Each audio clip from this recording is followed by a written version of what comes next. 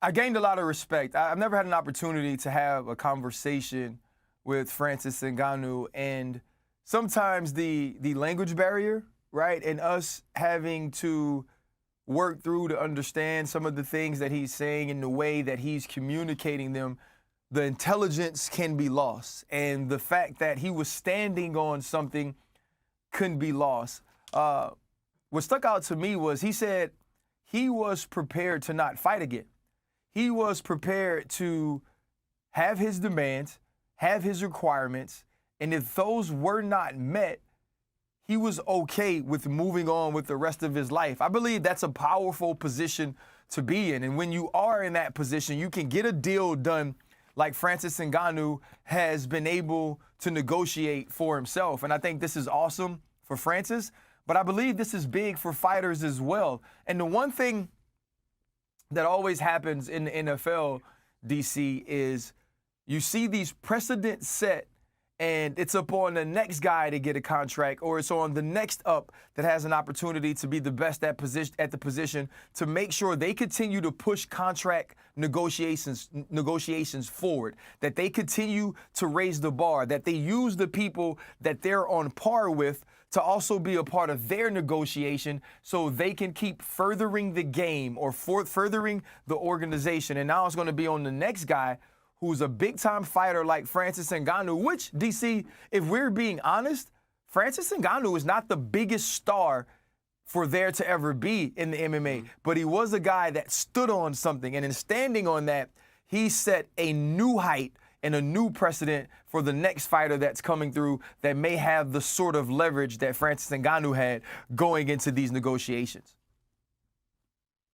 You know, Ryan, I want to make sure that we communicate to the world that this is not a normal situation, right? Because we're talking about the heavyweight champion. You always knew that if anyone was going to set the standard for what is out there as a free agent, it was going to be Francis. The moment he announced that he was going to be moving on, you knew that the standard in the bar would be set by Francis. So any athlete can't just go, I'm going to go and do something different because Francis Ngannou did something different. They have to have leverage. And ultimately, that leverage Francis had was winning that fight in Anaheim and beating Cyril Gane and walking away with the championship. And he used it to try to accomplish something good. He feels like he can elevate the other fighters through his actions. Now, Ryan, Francis has a stipulation in his contract. At least it is thought to be that even his opponents are getting a bump in pay. It's not just Francis getting money. The guy that gets to fight Francis gets a payday that may even equal out to $1 million. Like, there are guys that never would make $1 million. But if you step in there with Francis Ngannou, you could make $1 million.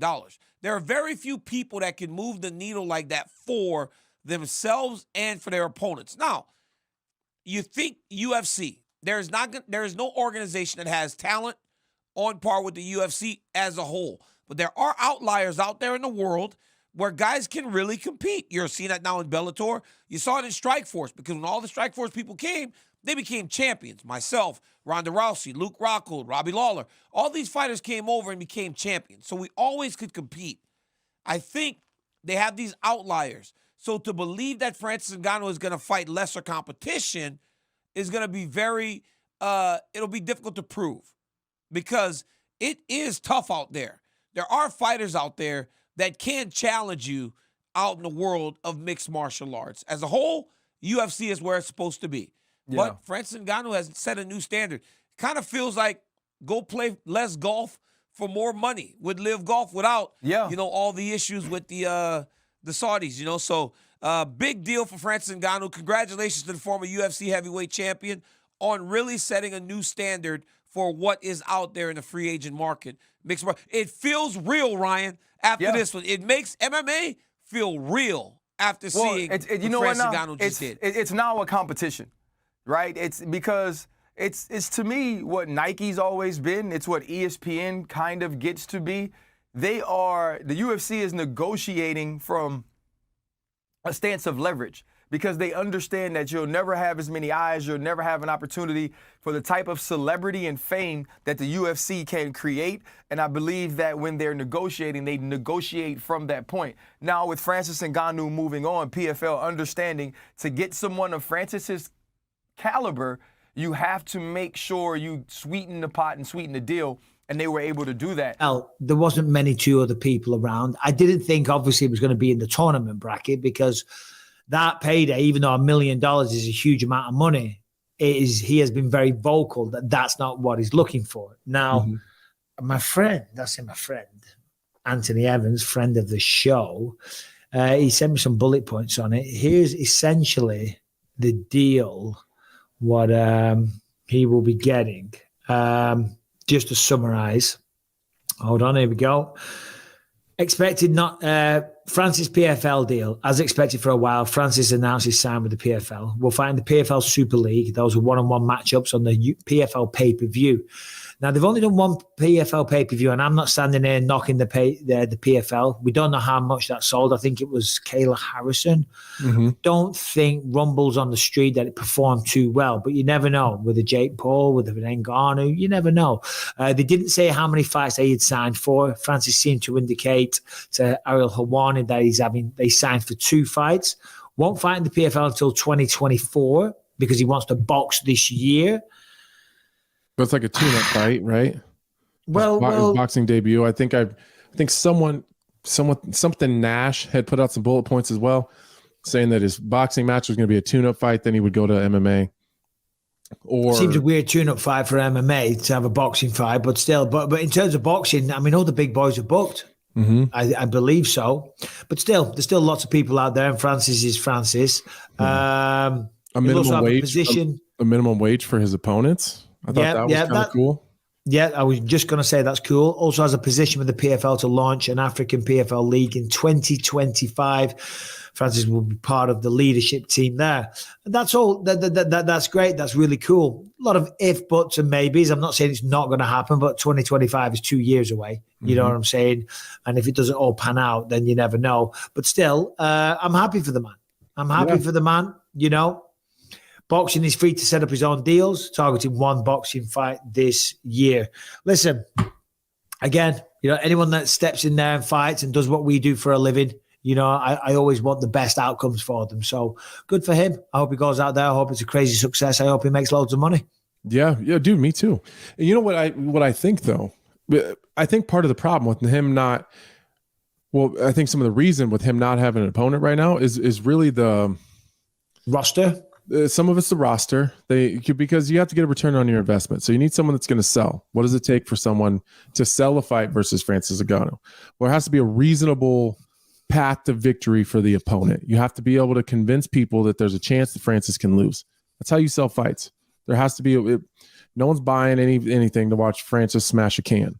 There's got to be someone that they think has a reasonable chance to create a reasonable threat to Francis. So I think that minimum price for his opponent is now going to create a sweepstakes for the Francis Ngannou fight. So what do? Do you create a tournament? Winner of that tournament gets to fight Francis. Maybe they do the next heavyweight tournament in the PFL. I don't know. But also, I think that's going to if you look at the top 20, just use go world rankings, not even just the UFC, the world rankings. If you use, say, Tapology, the top 20 guys in the world are in the UFC, or like the top 22 are in the UFC. I think you have to go down to 22 or 23 to find someone that's not in the UFC in the heavyweight rankings. I think what that $2 million price tag for his opponent is going to do is I think you're going to see some of the guys in the UFC start looking to fight their deals out and start looking for an opportunity to maybe get themselves into a Francis Ngannou PFL fight. Well, Ben Rothwell came out of the woodwork. He's already raised his hand, and I'm not surprised. If that rumored number is correct, then obviously it's a tidy sum. There's one heavyweight that the PFL does have that I can see that would make sense, and that's Fabrizio Verdum.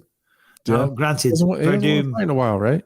I haven't seen. I heard he was on some other guy's show, and they talked about it a little bit. I can't remember the guy's name, but I heard it was good. I heard that he had a good contract. All the waiting around finally paid off. Paid off? John. Just a little. John just confirmed, paid off. Just a little. I think. Okay. Go ahead. I look at it this way. First off, I think it's great. Good job for Francis. Yep. Good for the PFL, but there's a whole lot that goes into this. I want to be his first opponent. I'll fucking come out of fucking non-retirement, retirement, whatever that 60 years. I'll take it. I'm not saying I'm going to win, but I'll take that $2 million payday. Getting knocked out is no big deal. I used to do that shit for free. Do this for $2 million? Hello, Francis. Talk to me, baby. You need an easy fight in the beginning. Let's go. So Wow. It's like Wow. $2 million, dude. Come on. That's nice.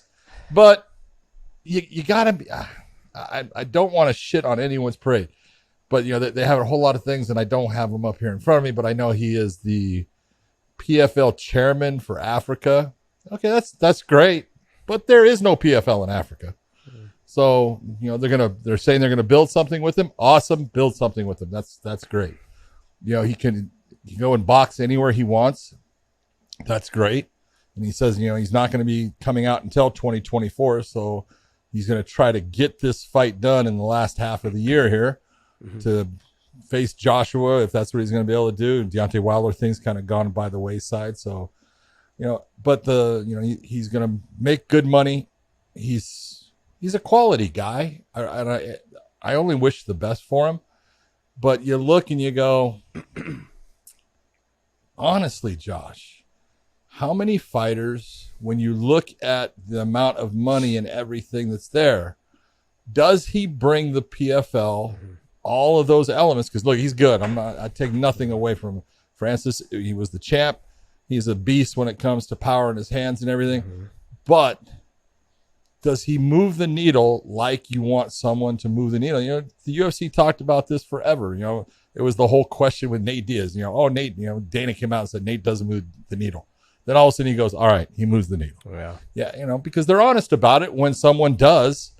And truthfully, Francis has never been that guy that's moved the needle in that big way. Now, that doesn't mean he's not a great fighter. John Jones had problems moving the needle for a long time. And it's, kind of changed a little bit with his last fight with Gone. He did good numbers.